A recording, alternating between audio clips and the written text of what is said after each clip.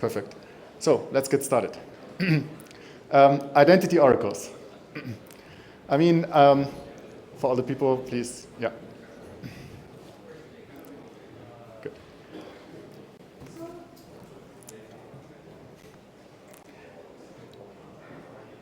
I want to introduce the concept of an identity oracle.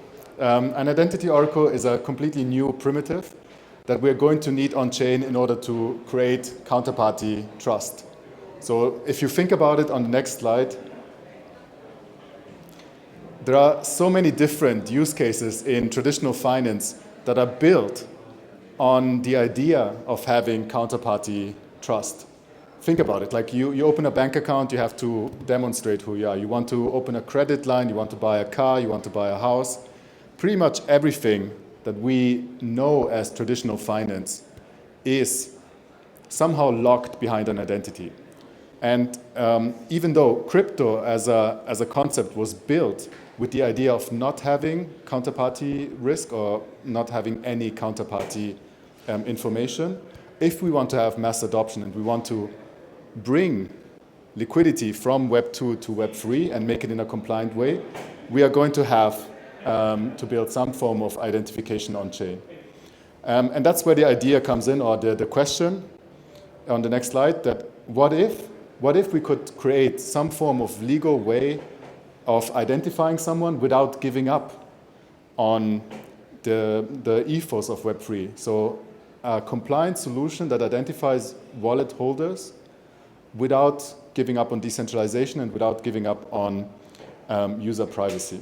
And that's where the concept of an identity oracle comes in. So an identity oracle, on the next slide, is very, very roughly something that leverages zero-knowledge proofs in order to verify a user on-chain.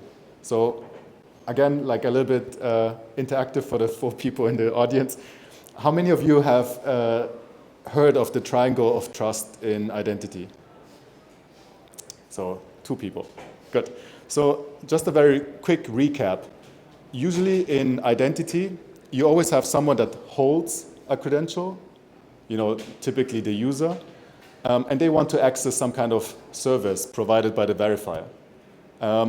Holder and verifier usually don't trust each other. Like when you go to the bank does not trust that you're really who you are. You could be a scammer trying to scam the bank, or the other way around. You don't really trust the bank to be careful with the data that you provide. So in the history of identity, there was this invention of a triangle of trust in which both the holder and the verifier do not have to trust each other, but they trust a centralized issuer, usually like a government, or online it's Google, right? How many times have you clicked on sign in with Google, or in the future sign in with CyberConnect? But this doesn't really fulfill the ethos of Web 3. We don't want to have like a centralized party on every chain ecosystem that is able to connect your real legal identity with your on-chain behavior. So what we built is a way of decentralizing the issuer so that the holder actually self-verifies. They generate zero-knowledge proofs directly on the end-user device so that they can stay fully anonymous, have full control over their identity and who has access to that identity, while at the same time the verifier, so the DApp, like a DEX aggregator or a social application on-chain, has the ability to verify the users, fulfill the legal requirements without accessing any private data themselves. So that's the idea roughly. And if you think about it, this is actually something that is needed in every single vertical on-chain. I mean, besides legal requirements that are coming up, I'm just going to name drop like MiCA as probably the most important regulation coming up in Europe. But similar things are going to be implemented in pretty much every country, in which as soon as you have a transfer of something of value on-chain, you will have to identify your users. So actually the things that we need to fulfill is we need to fulfill those regulatory issues, while at the same time removing all of the issues with centralization in identities, so the ability to freely copy, share, monetize users' identity, and break identity silos. Because in a future in which we have like a multi-chain future with many, many different chains. You want to be able to verify once, but use that identity across all chains. So that's what zkMe is actually building. zkMe is the first identity oracle to go live with a solution. We currently have 3 different solutions live, but we are constantly expanding them.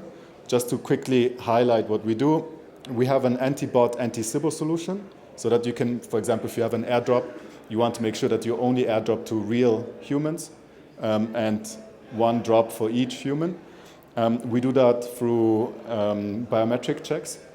Then we have a social media attestation in which the user connects to their Web2 social account and creates attestations on that. For example, we can help you prove that your user base has over 2,000 users, 2,000 followers on Twitter each.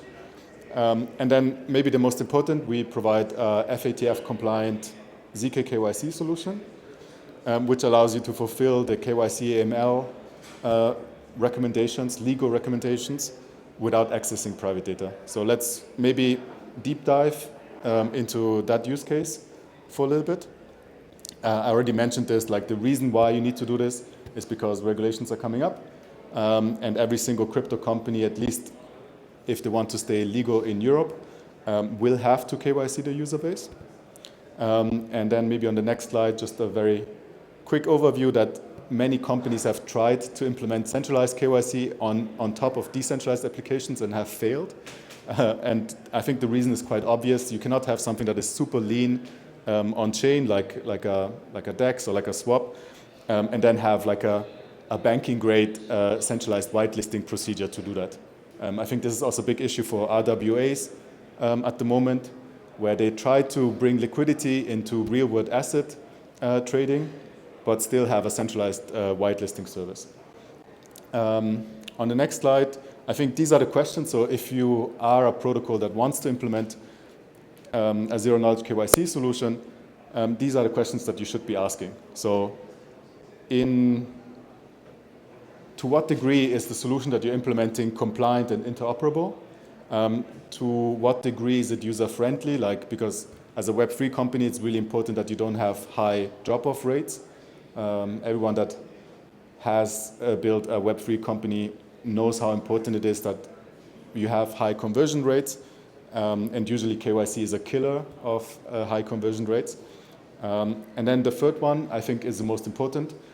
To what degree is the KYC provider or the zero-knowledge KYC provider true to the ethos of Web3? Like, to what degree is it really end-to-end zero-knowledge? There are some providers that are claiming to do zero-knowledge KYC, but what they do actually is they do a fully centralized KYC and then only mint the results on-chain. I think the Binance BAP token is a good example. And zkMe is currently the only provider that fulfills all of these questions. So, yeah, if you're interested, feel free to ask questions. Otherwise, just come reach out to us. The solution is live. You can test it on zk.me. Otherwise, if you have any questions, feel free to ask now. Where are you guys seeing the most traction for an identity solution in Web3 right now?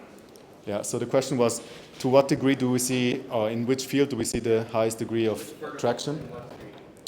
A very good question. So since we are focusing on higher value credentials in that sense, we see the biggest traction for our KYC solution. Even though we provide anti-bot, anti-Sybil in a bear market where there's already not much traffic, I think most projects don't want to cut bot traffic. And it's a quite easy sell at the moment for zero-knowledge KYC. There are many Web3 projects like launchpads, on-ramps that are already forced to do KYC. And it's an easy sell to tell them, listen, you can just implement us, replace your centralized service, you have like at least like 1/10 of the cost, like you save 90% of your KYC costs by implementing our solution. There's no risk of you ever having data leaks because you don't store any data. Plus, you can tell your user base, they stay anonymous in using their service. So that's where we see the biggest traction at the moment. Thank you. Thank you. Okay, then Thanks so much for joining, and see you soon. Thanks, Prince. I'm sure I can make you all smile with one word, and that's break. I'll see you after our break. We'll be back here in 20 minutes for the penultimate panel, where we'll have Trust Wallet and a few other very famous people coming to talk about mass adoption through technology. So we'll see you back here at 4:20, and have a good smoke break, pee break, or drink break.